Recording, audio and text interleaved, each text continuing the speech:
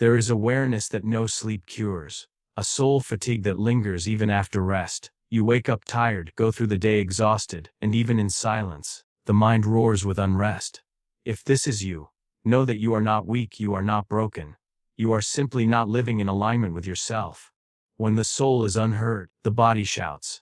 Fatigue becomes the language of a psyche unheard and unseen, and so, we begin. You may believe that your exhaustion comes from doing too much, from carrying the weight of responsibilities, expectations, and obligations. But often, the true source of your awareness lies deeper. It stems from the subtle and chronic effort of maintaining a version of yourself that is not fully you. The image you project to the world, what Jung called the ego, is necessary, yes, but it is not the totality of who you are. It is a mask, a provisional identity shaped by what others have told you to be, what you think you must be to be loved, accepted, or successful. But the self, your true, whole self, includes not only this mask, but everything behind it, your emotions, your intuitions, your fears, your forgotten dreams, and the mystery that lives deep in your unconscious. When your daily life revolves entirely around ego concerns, productivity, status, image, you are disconnected from the wellspring of vitality that comes from authenticity. You wake up tired not because you haven't rested, but because every day, you are playing a role that doesn't fit.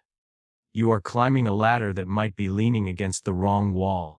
And this dissonance between who you appear to be and who you truly are creates psychic tension. It's like trying to hold your breath and run at the same time.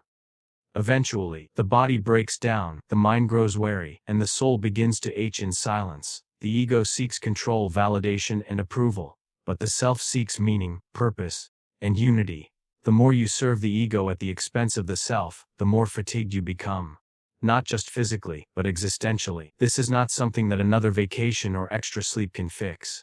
The exhaustion is existential in nature. It's not that you're doing too much. It's that you're not doing what is aligned with your innermost truth. You're not engaging in life from the center of your being, and the further away from that center you drift, the more life feels like a performance, and the more energy it requires to simply pretend. You will begin to feel life return to you when you remember that the ego is only a tool, not a master. You are not here to endlessly please, prove, or perfect. You are here to be, to live in such a way that your outer life reflects the richness of your inner truth. Only then does the tiredness begin to lift, because now, you are no longer running from yourself. You are finally walking home. There is an invisible cost to everything we suppress. Every time you silence your anger, bury your sadness, or pretend that everything is fine when it isn't, you are using your life force to hold those truths down. Over time, that effort becomes exhausting. Not the kind of exhaustion that sleep can touch, but a deeper depletion. A draining of psychic energy that leaves you feeling tired for no clear reason. You may have learned early in life that some parts of you were unacceptable. Perhaps you were told to be nice, to calm down, to not make a scene, and so you pushed down the anger. You buried your longings. You ignored your intuition. You tried to be what others needed you to be. What you didn't realize was that every time you did this, you were cutting yourself off from your own power. In Jungian psychology, this is called the repression of the shadow. Those aspects of yourself that you've disowned because they didn't fit your image of what was good, lovable, or appropriate. But here's the true thing: what you repress doesn't disappear. It sinks into the unconscious and lives there, often wreaking havoc in your life in the form of chronic fatigue, depression, irritability, and a vague sense of emptiness. You are not tired because you are flawed. You are tired because there is a battle going on inside you, the parts of you that you've pushed away. Your desires, your wildness, your boundaries, your passion, are fighting to return to consciousness. They do not want to harm you, they want to complete you. The shadow holds not just your pain but your power, your vitality, your authenticity. When you live in a constant state of repression, you are using your energy against yourself. Your inner life becomes a war zone. But when you begin to turn toward these rejected parts with curiosity instead of fear, something begins to shift. You stop running. You stop wasting energy on pretending. You start reclaiming pieces of your soul. To unlock that trapped energy, you must allow yourself to feel what you've been avoiding. Rage, grief, desire, fear. These are not weaknesses. They are signals. They are doorways. When acknowledged and integrated, they release their grip and transform into creativity, clarity, and strength. Healing begins not when we add more to our lives, but when we stop holding back the truth of who we are. Your exhaustion is not a failure. It is a message. It is your soul saying, "There is more of me still waiting to live." There comes a time in life when the old ways of being no longer sustain you. The roles you play, the masks you wear, the habits you've outgrown. What once felt like identity now feels like confinement. You go through the motions, meeting expectations, checking boxes, fulfilling duties, but inside, there's a dull ache, a growing sense that something essential is missing. You feel tired, not because you're physically worn out, but because your soul is unexpressed. This is the call to individuation, the central journey of your life. Individuation is not about becoming someone new. It is about becoming who you truly are beneath all the conditioning. It is the slow, sacred process of shedding the false self and integrating all the pieces of your psyche into a whole, authentic being. Jung said that individuation is the path by which a person becomes a psychological individual, a separate, indivisible unity. It is not perfection, but wholeness, and it is not an easy journey. In fact, it may be the hardest thing you ever do. Why? Because everything in society conditions you away from yourself. You are rewarded for conformity, praised for fitting in, encouraged to choose security over authenticity. You learn to become what others want: obedient child, pleasing partner, dependable employee. And yet, deep within, your essence remains untouched, waiting. Your dreams, your intuitions, your unexplored desires. They live on in the unconscious, whispering to you through discontent, boredom, and yes, even exhaustion. When you do not individuate, you split, you fragment, you become a divided self, living outwardly one way while inwardly longing for something else. This disunity is what drains you. You spend energy pretending, performing, and pacifying instead of living with integrity.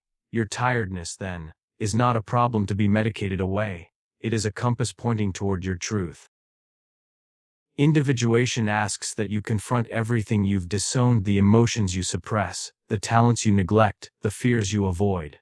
It asks you to listen to your dreams, confront your shadow, and dialogue with your unconscious. It may mean stepping away from paths that no longer resonate, even if they're approved by others. It may mean facing loneliness, uncertainty, and discomfort. But what you gain in return is beyond measuring: a sense of inner alignment, a return of vitality, and the joy of living in resonance with your own soul. This is not a journey of ego gratification. It's not about becoming special or superior. It's about becoming real. You may lose many things along the way: approval, predictability, false security, but you will gain yourself. And in gaining yourself, you will gain a kind of peace that no external achievement can offer. The soul is not interested in the life that is merely acceptable. It seeks a life that is true, and when you live from that place of inner truth, the awareness begins to lift. Because now, your energy is not wasted on roles that drain you. It is invested in a life that reflects who you really are. There is a kind of rest that no vacation, no afternoon nap, no binge-watching session can provide. It is the rest of the soul, deep, anchoring, nourishing, and it cannot be found in escape. It can only be found in meaning. Yet many of us, unknowingly, chase relief instead of restoration. We seek distractions to numb the pain. We scroll, leap, we consume, hoping to recharge. But when we wake up, the heaviness is still there. The fatigue lingers because the root of our tiredness was never addressed. When you live a life disconnected from meaning, you begin to slowly fade. You may be surrounded by activity, responsibilities, even accomplishments, but without purpose, these become empty rituals, and the body knows. The soul knows. It speaks in symptoms, in exhaustion, in apathy, in the quiet despair that builds behind the scenes. You are not simply overworked. You are underconnected to what truly moves you, inspires you, and gives your life depth. Jung understood that we are not machines that simply need maintenance. We are spiritual, psychological beings who need alignment. True rest does not come from withdrawing from life, but from engaging it in a way that resonates with your inner truth. You feel energized not when you do less, but when what you do has meaning. That's why even after a full night of sleep, you may still feel drained. Because rest without meaning is merely pause, not renewal. And here lies the paradox: when you escape your inner world through mindless distraction, you may find temporary comfort. But it only deepens your disconnection. Real restoration demands that you face what you've been avoiding. It calls you not to flee from the void, but to enter it, explore it, and allow it to teach you. For within the void lies the blueprint of your wholeness. What gives you meaning will not always be convenient. It might challenge you, stretch you, even frighten you. But it will make you feel alive. It may be a creative pursuit, an act of service, a deep relationship, or a calling you've long ignored. Whatever it is something that speaks to your soul in a way that nothing else does. And when you touch it, even briefly, you begin to experience a form of rest that goes beyond sleep. It is the rest of coming home to yourself. You must ask yourself, what in my life feels hollow? What drains me, not because it is hard, but because it is meaningless? The answers to these questions are uncomfortable, but they are also the first steps back to vitality. You are tired not because you are broken, but because you are living in ways that do not feed your soul. The cure is not more escape. It is deeper engagement. Meaning is not something grand you must find. Often, it is rediscovered in the smallest acts, doing what you love, saying what you mean, honoring what you feel. In a world that worships productivity, choosing meaning is radical. But it is also healing, because the most profound rest is not found in what you avoid. It is found in what you embrace. You search for solutions in the outer world. Another book, another routine, another expert opinion. You chase remedies, hoping that one of them will finally make the exhaustion disappear. Perhaps you've tried changing your diet, your schedule, your habits. You've tried being more disciplined, more productive, more optimistic. Yet, no matter how much you adjust the external, something inside you remains wary. Why? Because the answer you seek is not out there. It never was. The answer is inward. Modern culture teaches you to look outside yourself for fulfillment. It seduces you with the idea that your well-being depends on external achievement, appearance, recognition, or consumption. And so you learn to measure your life by how it looks rather than how it feels. You become so busy managing the surface of your life that you lose touch with its depths, and in doing so, you disconnect from the one place where truth lies, within. This inner neglect comes at a cost. Your unconscious doesn't disappear when you ignore it. It grows restless. It begins to express itself through subtle signs: emotional numbness, fatigue, dissatisfaction, and that haunting sense that something vital is missing. Your exhaustion is not random. It is a signal. It is your psyche saying, you are living too far from who you really are. Jung believed that the unconscious holds the keys to healing, not because it is mysterious, but because it contains the parts of you that have been forgotten, repressed, or never fully realized. To look inward is not to escape reality. It is to reclaim it. It is to stop running from your pain, your questions, your longings, and to begin listening to them instead. They are not your enemies. They are your guides.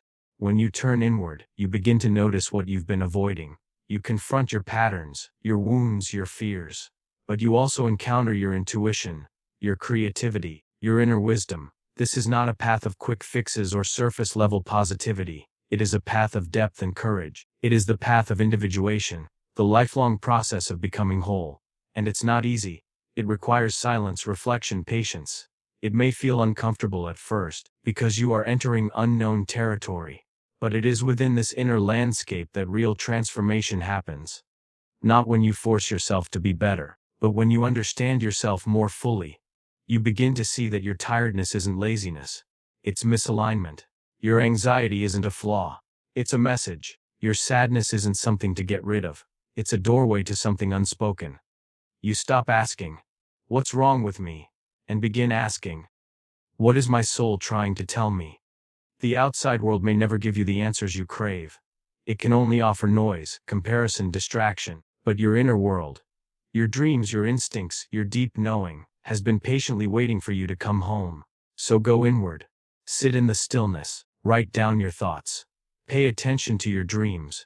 Listen to what your body feels when you speak certain truths. These are not trivial acts. They are revolutionary, because in a world obsessed with appearances, the inward journey is the most radical thing you can undertake. You are not as lost as you think. You are simply standing at the threshold of your real life. The one that begins when you stop looking outside for answers, and start listening to the voice within. It has always been there. Quiet, steady, waiting, not to rescue but to reunite you with yourself. You are not lazy. You are not unmotivated. You are not lost. You are in the sacred space between the life you were told to live and the life you are meant to live. That tiredness is not your enemy. It is your soul, knocking. Will you answer?